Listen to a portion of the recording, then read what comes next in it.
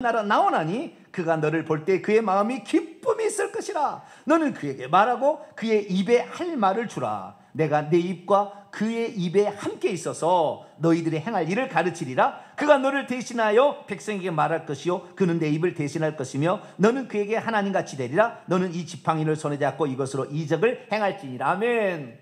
말 못한다니까 그럴 줄 알고 다 대비해놨지. 네 형 말 잘하게 내가 만들어놨지. 그런 거예요. 말 못한다고 너 핑계하지 마라. 내가 너를 들어 쓰려고 했는데 네가 핑계한다고 될 일이 아니라 사람까지도 동역자까지도 미리 준비해놨다 그 말이에요. 우리가 하나님께 쓰임받을 수 있도록 하나님이 우리에게 능력과 지혜도 줄 뿐만 아니라 돕는 사람까지 붙여놨다. 할렐루야. 여러분은 저의 동역자입니다. 그래서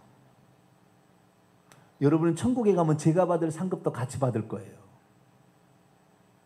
무릇 선지자에게 냉수 한 그 대접받아 그 상을 잃지 아니한다고 그랬다고요. 선지자를 대접하면 선지자가 받을 상급을 받는다고 그랬어요. 예수님이 하신 말씀이에요. 그러니까 나는 주의 종이 아닌데 어떻게 아니에요. 엄청난 복이 기다리고 있습니다. 에? 우리가 형제 자매로 태어나는 것도 그냥이 아니에요. 그 가정에 그 사람을 통하여 온 가족을 예수 믿게 하려고 하나님이 다 배려해 놓은 것이에요.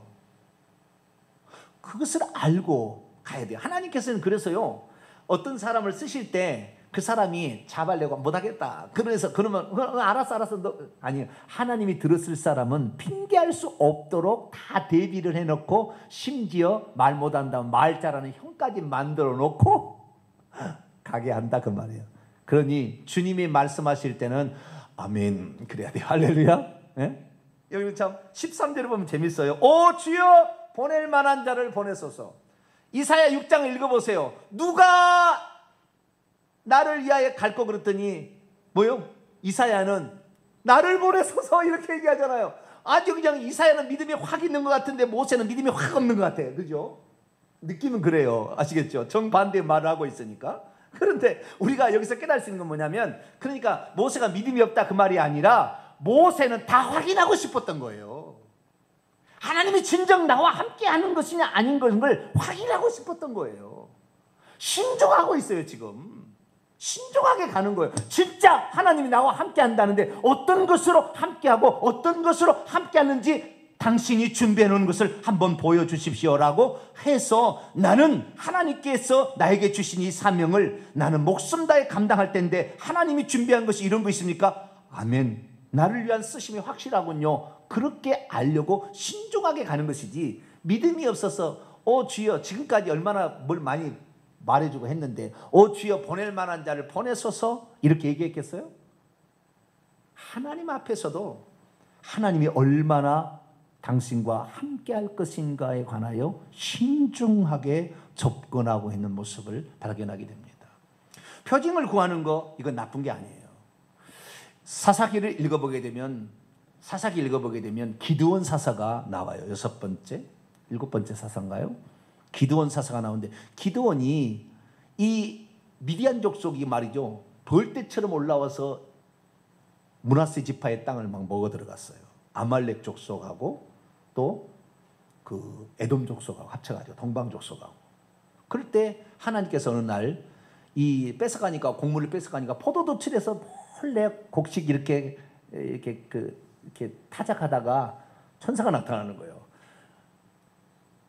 큰 용사여 주께서 너와 함께 하시니라 그런 거예요. 그래서 무서워가지고 지금 큰 용사여 무슨 간이 콩한 말이고 지금 무서워가지고 몰래 지금 타작 마당에서 타작을 해야 되는데 타작 안 하냐고 포도주 틀에 가서 조금씩 하고 있단 말이에요. 몰래 까먹으려고. 왜? 언제라도 도망치려고 그러고 있는데 큰 용사라니 나는 큰 용사가 아니라고.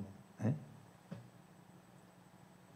너가 이 민족을 구원할 사사로 선택했는데 미디안 사람을 칠 때 한 사람 치듯 하리라. 그랬더니 나중에 그러는 거예요. 하나님 그러면 하나님이 진짜 나를 그렇게 쓰시든지 제가 하나님께 부탁을 해도 되겠습니까? 여호와의 천사가 뭐냐 그랬더니 예, 우리 집에 타작마당이 있는데요. 양털을 거기 갖다 놓을 테니까 아침에 일어나게 되면 마당은 이렇게 땅바닥은 그냥 마르고 양털에만 이슬이 딱 이렇게 뭉쳐 있으면 제가 하나님이 나를 보낸 줄 알고 제가 순종하겠습니다 이렇게 얘기한 거예요. 그런데 그 다음날 잃어보니까 진짜 마당은 바짝 말랐는데 양털에만 이슬이 맺혀 있는 거예요. 한 번 더 신중하잖아요. 한번 거꾸로 한번 해보세요. 이번에는 양털은 말라 있고 땅바닥은 젖어 있게 만들어 주세요. 그랬더니 그 다음날 그렇게 된 거예요. 그러니까 순종하고 나가서 대단한 일을 한 사람이에요. 사사 가운데 제일 유명한 사사가 기드온 사사인데, 무기도 없이 미디안 족속을 쳐무치는, 수십만 명을 쳐무치는 대단한 장수가 되었어요. 온 백성이 당신과 당신의 자녀가 이 나라를 다스려 달라고 요청할 정도로. 근데 이 기드온도 징조를 그렇게 보였다 그 말이에요. 그 징조를 가지고 담대하게 나가는 거예요. 그래서 징조를 뭐 보여달라고 하는 것도 막 이렇게 버팅구는 것이 믿음 없다고 치부할 것이 아니라 하나님이 나와 함께 하는 것에 대한 확실한 표징과 확신을 가지고 가기 위한 신중성이다 라는 측면에서 보는 것이 더 좋겠다. 아시겠죠? 네, 그렇게 나갔으면 좋을 것 같습니다. 자, 드디어 이제 모든 것을 이제 하나님께서 나와 함께 할 거고, 그 다음에 표징도 줄 거고, 그리고 심지어 동역자까지 아론까지 붙여서 나로에게만 하게 한다는 거니까 얼마나 포부가 당당합니까? 그죠? 할렐루야! 이제 내가 지금 해야 되겠다. 간단 말이에요. 그런데 하나님이 한 방에 쳐버려요. 또 한 방에 쳐요. 할례의 문제로 한 방에 거꾸로 죽을 뻔했어요. 모색하다가. 근데 자우디가 자, 하나님이 함께 하는구나. 가야 되겠다. 그런데 그래도 모세가 참 잘 배웠어요. 잘 배웠어요. 18절입니다. 잘 배웠어요. 읽습니다. 시작. 모세가 그의 장인 이드로에게 돌아가서 그에게 이르되 내가 애굽에 있는 내 형제들에게로 돌아가서 그들이 아직 살아있는지 알아보려 하오니 나로 가게 하소서. 이드로가 모세에게 평안히 가라 하니라. 어른들에게 물어보는 거죠. 상의하고. 이렇게 참 잘하는 거예요. 이것은 제가 봤을 때.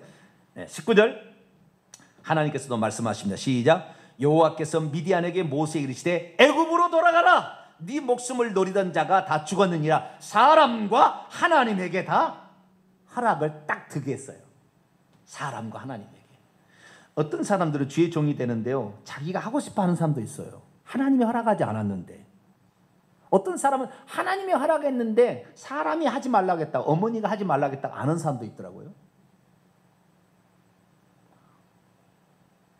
잘한 것인지 못한 건지는 우리는 둘 다가 오케이가 좋아요. 가장 완벽한 것은 둘 다가 오케이. 하나님도 오케이, 사람도 오케이. 아시겠죠? 너는 당신은 주의 종으로서 추천합니다. 제가요 목사가 된 게요, 제가 되고 싶어 된 것도 없잖아, 있겠죠. 그러나 주변의 사람이 얼마나 저를 목회자로 밀어갔는지 몰라요. 몰아갔는지. 아니 그냥 목회 될 수밖에 없었어요. 군대 가서 아예 목회자 일을 해버렸어요. 저는 뭐 신학도 아는 사람인데. 그래서 하나님께 우리가 어떤 일을 할 때 사람 앞에도 인정을 받아야 돼요. 할렐루야. 그리고 하나님께도 인정을 받는 두 가지가 필요합니다. 어느 하나가 부족하면 그 사역이 쉽지는 않더라고요. 쉽지 않아요. 그래서 항상 신중하게, 또는 어떤 것이 안 되면 때를 기다려야 됩니다. 기다려야 되는 거예요. 그래서 가야 됩니다. 자, 이제 드디어 갑니다. 20절. 그래서 모세가 그의 아내와 아들들을 데리고 나귀에 태우고 애굽으로 돌아가는데 모세가 하나님의 지팡이를 손에 잡았죠. 여호와께서 모세에게 말합니다. 내가 애굽으로 돌아갈 때 이거 해야 된다 이제 가르칩니다. 내가 애굽으로 돌아가면은 내가 내 손에 준 이 이적을, 손에 준 이적이 뭐예요? 지팡이 뱀되게 하고 문둥병이 걸렸다 났다 하는 거죠. 다 행하라. 그러나 내가 그의 마음을, 바로의 마음을 완악하게 한즉 그가 백성을 보내주지 아니하리니 너는 바로의 길을 여호와의 말씀에 이스라엘은 내 아들 장자라. 내가 내게 이르기를 내 아들을 보내주어 나를 섬게 하라 해도 내가 보내주기를 거절하니 내가 내 아들 내 장자를 죽이리라 하셨다. 장차 되어질 모든 일까지 끝까지 다 말씀해버렸어요. 하나님. 그렇죠? 애굽으로 돌아가서 이 이적을 바로 앞에 행하게 되고, 근데 바로가 안 보내줄 거다, 완악해서. 그래서 네가 장자를 아끼듯이 나도 장자를 아끼는데 이스라엘 민족은 내가 장자로 여긴다. 근데 네가 무슨 권리로 내 백성, 내 장자를 붙잡고 있느냐? 그래서 내놓지 않는다면 네 장자를 쳐서라도 나는 내 장자를 이끌어낼 것이다 라고 하나님께서 모세에게 말했어요. 그래서 하나님께서는 이스라엘 민족을 특별한 민족으로 생각하셨습니다. 왜? 그들은 언약을 지키기 위해서 얼마나 어려움을 많이 겪었는지 몰라요. 그 언약을 후손에게 물려주려고.